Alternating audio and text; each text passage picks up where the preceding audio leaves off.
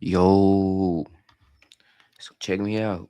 I got this video we gonna watch together. Your favorite movies are CIA propaganda. What? Now look, I'm risking my life for y'all. This what's the word? Fool with the hat. I can't think of the word conspiracy. This a conspiracy video. And my girlfriend is in the back sleep. If she see I'm not in this bed at 6:30 in the morning, she's gonna wake up and kill me. So I'm risking my life in two different ways for y'all, bro. Like, comment, and share this vid. App with your name on it, just by thinking about it. Meet Base 44, a complete. Endings were changed and characters were altered. They'd stamped. There's a version of your favorite films and TV shows that you weren't allowed to see. Scripts were rewritten, scenes were cut, endings were changed, and characters were altered. They'd stamped top secret on the top and the bottom and the sides in the margins What? of every single page. And I said, guys, this is not top secret. This is a Hollywood movie. It's already on video. It's done. I'm talking children's animations with rewritten endings, comedy films you've never heard of with deleted scenes, superhero franchises built in secretive contracts, and a screenwriter who tried to tell the wrong story and was found dead with both hands missing. What? It's not an accident that every Hollywood movie about the CIA is pro-CIA. This has been running since the 1940s. What started with Walt Disney producing propaganda shorts for the military has now evolved into a formal permanent operation, one that now reaches into the biggest franchises on the planet, and it hasn't stopped expanding from there. When John Kiriakou, a CEI whistleblower who went to prison for exposing the torture program, was asked on the Diary of a CEO how the agency would hypothetically design an influence campaign, this was his answer. You would have to have a goal that would be specific enough that you could actually track the progress to it. It has to be a message. You've got to be able to get a specific, well-honed message out there. And the message can be anything. It could be, love the CIA, we're the good guys. It could be support the overthrow of the Iranian government. It could be, any criticism of Benjamin Netanyahu is anti-Semitism. It could be anything you want it to be. You just have to make sure that it's repeated enough. He mentions a couple of things there that are highly relevant right now. Apparently you can go from zero to a complete man. site in just a single prompt with Wix Harmony. I don't know if this is going to be possible. Or Vibe. Take Argo, an Oscar-winning film that almost everyone has heard of. The plot follows a CIA officer who poses as a Hollywood producer to smuggle 6 American diplomats out of Iran, all during the 1979 hostage crisis. As you can imagine, the CIA is unambiguously the hero. There's barely a single mention of the CIA's overthrow of Iran's democratically elected government, or the installing of a dictator who ruled with a secret police force trained by the CIA. And given the current conflict in Iran, you could reasonably argue that the public's understanding of who Iran is and how we got there was influenced in part by films exactly like this. During filming, Affleck visited CIA headquarters multiple times, sat in round tables in the director's conference room, and even emailed the agency promising to do the agency proud. The CIA had actually been promoting the Argo operation as a suggested movie plot on their own website years before the film was made, and even thanked Affleck publicly on Twitter for the film. Affleck said this when interviewed as part of the press tour. Are there many actors in Hollywood who also moonlight as agents, do you think? I think there are probably quite a few, yes. I think probably Hollywood is full of CIA agents, and we just don't know it. But Argo's only the surface, and you'll be shocked about where exactly the strategy operates in Hollywood, the films it touches, and how smart it truly Do you guys think that Hollywood is full of CIA agents? Question mark. is. Take the original script for the Hulk. The canon storyline, as per the comic, involved Bruce Banner being transformed after a US military program gone wrong. It also included dialogue referencing Operation Ranch Hand, a real program that sprayed roughly 20 million gallons of chemical herbicides, including Agent Orange over Southeast Asia, poisoning a possible 4 million people. Both details were removed purposefully by CIA advisors. This is according to leaked files seen by The Conversation. They then changed the origin story to a lab experiment gone wrong instead because they couldn't risk anti-government sentiments in a franchise of this size. In the Transformers films, a Pentagon liaison inserted specific dialogue instead of removing it. In one scene just after American troops had been attacked by a Deception robot, he added the line "bring him home" to reinforce US military values. Numerous superhero films, including practically the entire Marvel Cinematic Universe, which is the single biggest franchise in history, were all built on this from the ground up. Captain Marvel was granted full Air Force support. The Air Force was advertising the film on social media before Marvel had even started marketing it. Captain Marvel and Black Panther were both used directly in recruitment campaigns. The result was a documented spike in female applicants to the Air Force Academy. They literally called it the Captain Marvel effect. On Iron Man, which was massively supported by the Pentagon with $1 billion worth of equipment, there were literally fights on set between the directors and the Is the CIA wrong in the military? Are they wrong for using movies to like convey a message to make young people like recruit to the military? You know, CIA wrong for that? agency. A Pentagon liaison, Phil Straub, objected to a line in which a military character says, "People would kill themselves for the opportunities I have." The director, John, pushed back, and soon they were standing on the flight lines at Edwards Air Force Base with 200 crew watching. They eventually settled on they'd walk over hot coals, but even then, that didn't make the final cut. But a much weirder example is Meet the Parents, when Ben Stiller's character walks into Robert De Niro's workplace. In the original script, he finds CIA torture manuals. That was rewritten. Now he finds photos of De Niro meeting Bill Clinton. IMDb credits Chase Brandon as a technical advisor and Milt Bearden as consultant CIA on the film, which you can see here. These examples just cover what we know for certain from a leak of 60,000 pages of documents, which confirmed the CIA has been involved in more than 2,500 productions in total. The Pentagon runs something called the Entertainment Media Office, a formal liaison operation that works directly with Hollywood studios. They support studios financially, offer advice on sensitive topics, and lend them specialist equipment and prime filming locations. In exchange for permissions, the CIA get to read and approve the script before a single frame is shot. They also have complete veto power, and directors are obliged to follow their word. One Pentagon minder said on record, "If they don't do what I say, I take my toys and go away." A declassified CIA. So, is that why I think movies suck right now, bro?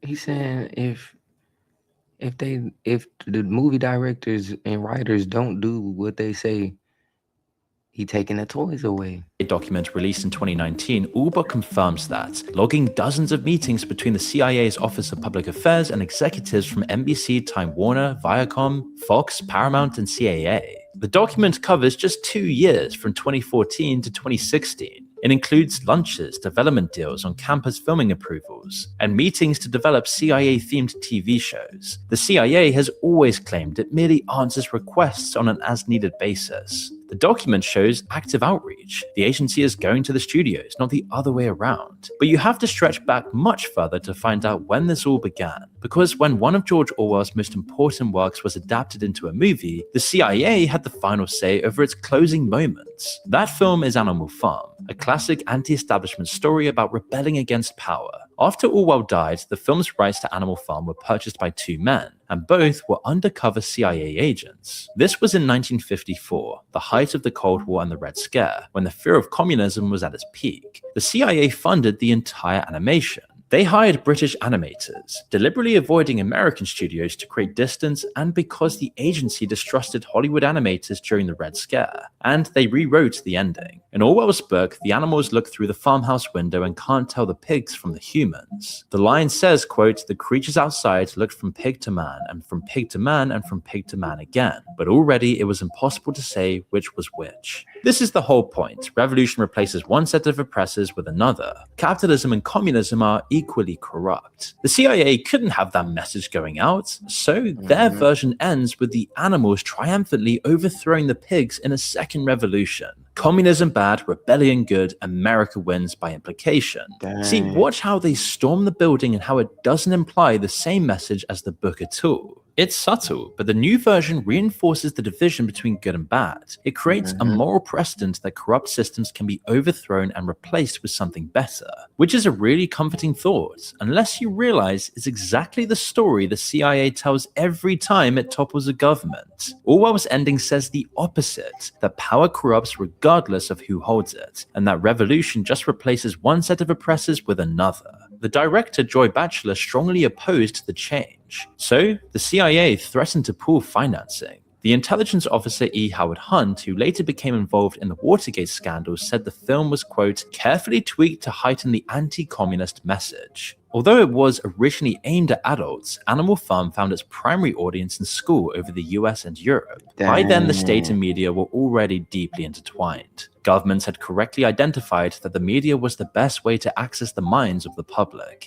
Generations of children were shown a CIA-funded film with a CIA rewritten ending, as if this was a faithful adaptation of Orwell. So you may not be surprised to learn that Disney was the testing ground for how effective propaganda could be. While it might be hard to believe today, Disney was actually going broke, and the government offered it a deal. They accepted, and within 2 years, over 90% of Disney's output, mostly propaganda, was government content. Disney characters found their way into all sorts of government materials, including 1,200 military insignia.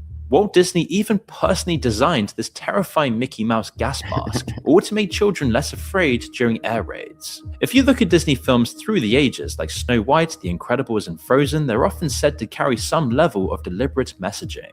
In a conversation between Theo Von and Robert Greene, the guy who wrote the 48 Laws of Power, Greene said they offer a singular worldview that runs through most Western mainstream media. While modern society came to describe this phenomena as woke, the more important aspect is the consent it manufactures.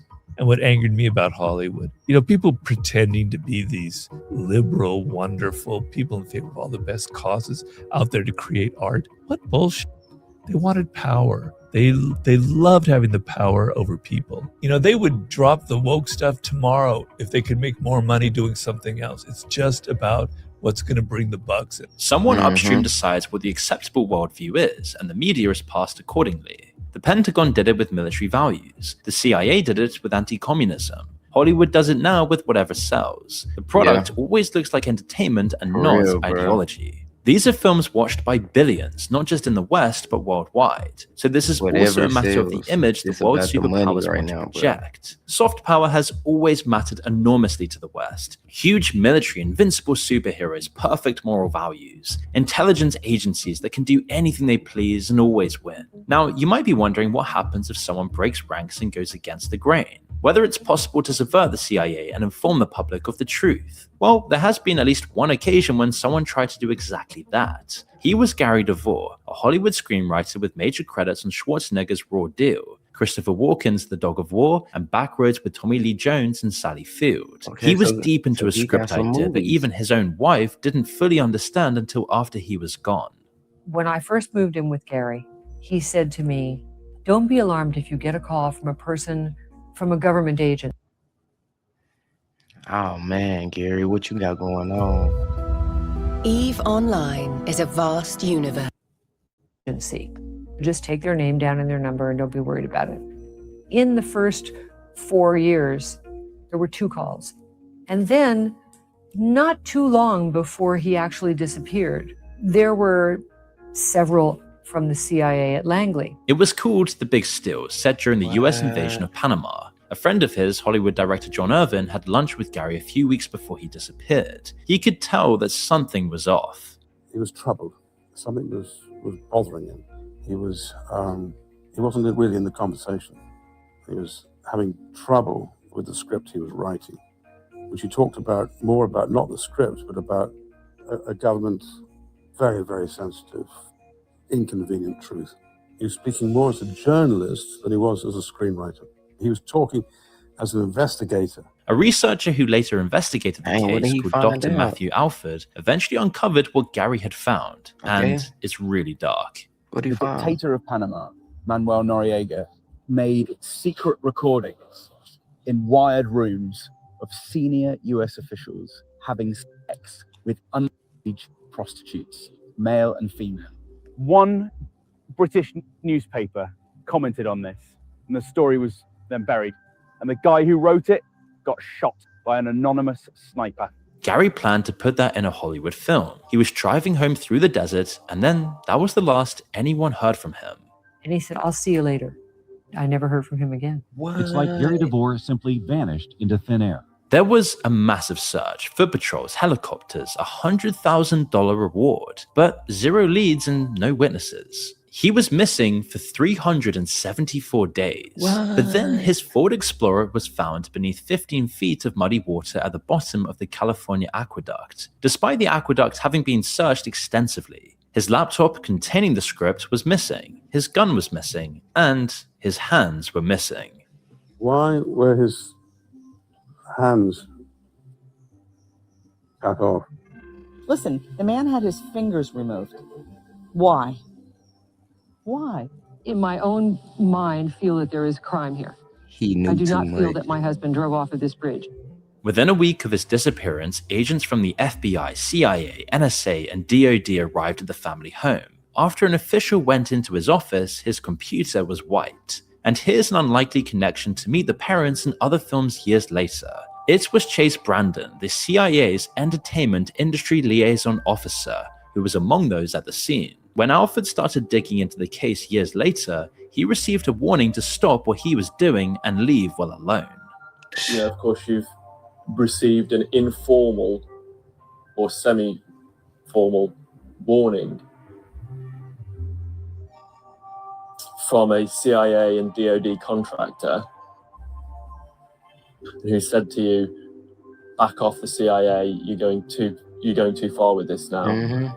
These people can and will ruin your life and come knocking on mine and your door. What did he say A back? former White House official from the Reagan and George Bush administrations confirmed that DeVore harbored a deep-rooted relationship with the agency and considered the case as the hallmarks of a cover-up.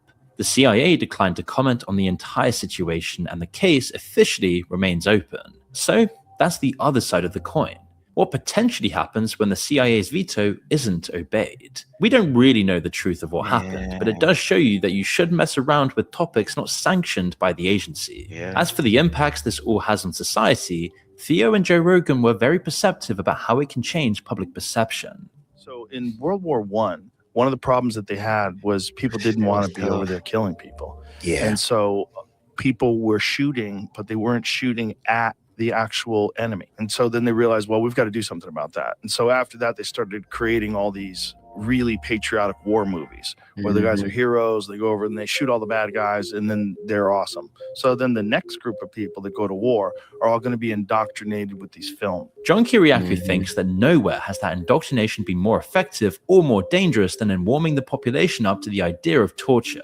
One thing that bothers me the most is when Hollywood perpetuates the myth that torture prevented acts of terrorism or disrupted acts of terrorism. And to me, that myth is dangerous in that it affects public opinion. You can put whatever euphemism you want on it. You can call it enhanced interrogation technique. I don't care what you call it.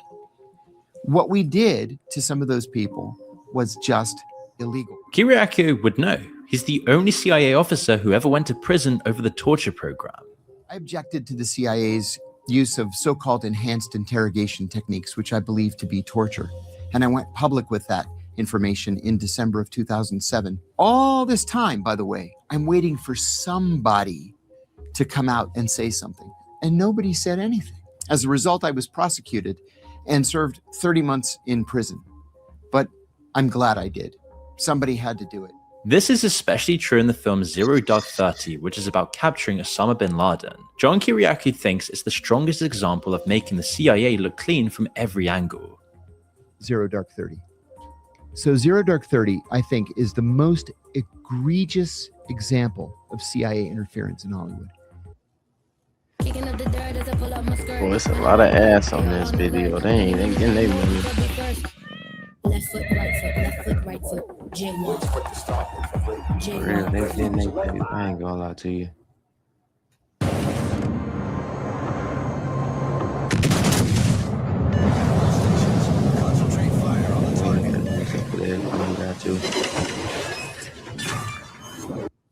like the video if you ain't liked it The already. CIA gave the filmmakers classified briefings over a classified mock-up of the bin Laden compound. The film essentially pushed that the torture program is what led them to bin Laden. Kiriakou says that's a complete lie.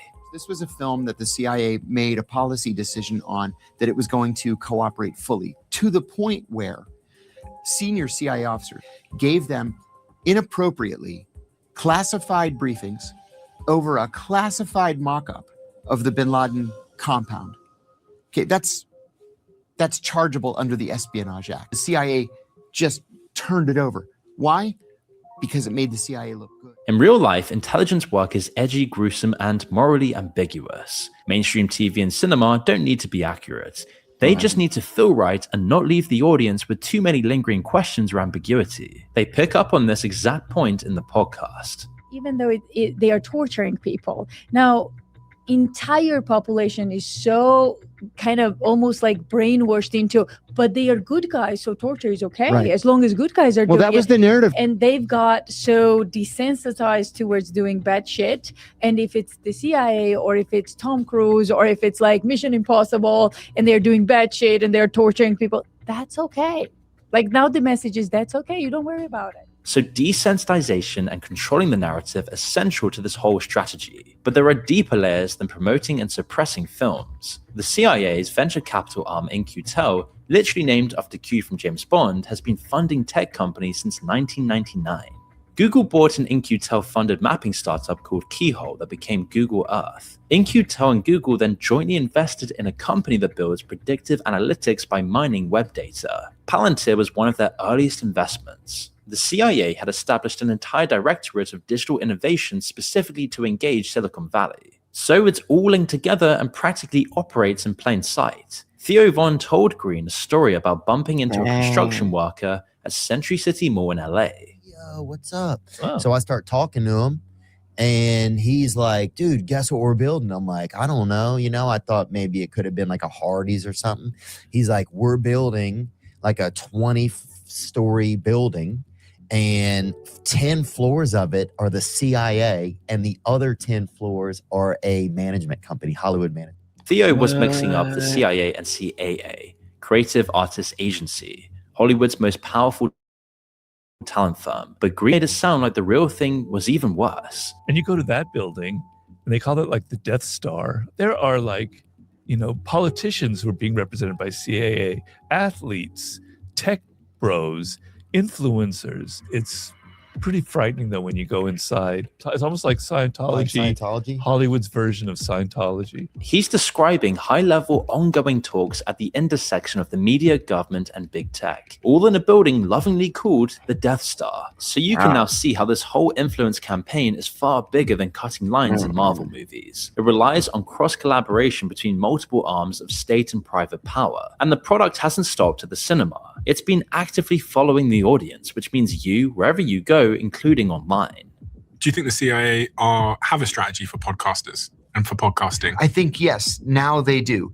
It took them a little while to get current, but just like they over time developed a strategy with Hollywood, sure, they're developing a strategy with podcasters. This strategy is consolidating as we speak, which will only make it easier for agencies like the CIA to wield greater control over the narratives. Larry Ellison, whose company Oracle now hosts TikTok US algorithm and controls its content moderation, just bought Paramount through his son David. And if their bid for Warner Bros. And Discovery goes through, you can add CNN, HBO, Warner Brothers, Cartoon Network, Nickelodeon, MTV, Comedy Central, Discovery, TLC, TBS, and TNT to that list. An internal memo obtained by NPR confirmed the Ellison-led entity will control what's allowed and what's not on the platform. Bernie Sanders called it oligarchy. And Oracle, which sits underneath all of this, has held government contracts with the CIA and the Department of Defense for decades. Whatever you call it, the media pipeline is now shorter than it's ever been, and in fewer hands. There's a through line from Donald Duck selling war bonds to Captain Marvel. Selling Air Force recruitment to Google Earth, tracking your location has never been broken. The methods have evolved: direct propaganda, covert funding, script consultations, structural incentives, venture capital, and digital surveillance. But the principle itself hasn't changed. Get the message right, make sure it's repeated enough, and eventually nobody questions this anymore. And if you've seen what happens when someone steps outside that system, a screenwriter at the bottom of a canal with no hands, a researcher warned to back off before they ruin his life, maybe then you understand why so few people ever try. It's not a theory about Hollywood, but a description of what 60,000 pages of declassified documents confirm has already happened, and is still happening, to the stories you grew up on. The truth is, we simply don't know how deep this rabbit hole really goes, how much of the information-rich world around us is real, and how much is fake or manipulated just enough to maintain a thin veneer of authenticity. Like we saw in this recent video we did on the CIA compromising podcasts, the rabbit hole truly goes deep. In any case, the strategies employed by the CIA and the government to influence the media are not theoretical, and they don't spend millions on them for no reason. So ask yourself, when you're next watching your favorite films and TV shows, can you really take them at value? If you think you can, ask yourself, for how much longer do you think this will be the case?